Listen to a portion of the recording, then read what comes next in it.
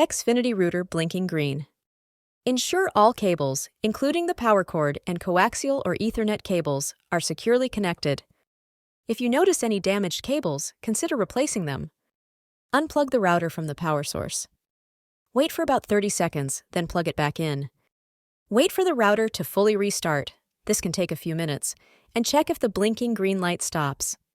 Visit the Xfinity Status Center or use the Xfinity app to see if there's an internet outage in your area. Press and hold the reset button on the back of the router for about 30 seconds. This will restore factory settings, so you'll need to reconfigure your Wi-Fi network. Log in to your router's admin interface.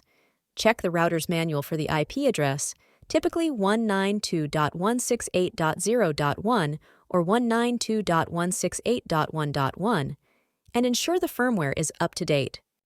If the blinking green light persists, it could indicate a hardware issue or a more complex problem with your service. Reach out to Xfinity's customer support for assistance. If you're referring to a promo, can you clarify further? Are you looking for promotional offers related to Xfinity routers or service plans?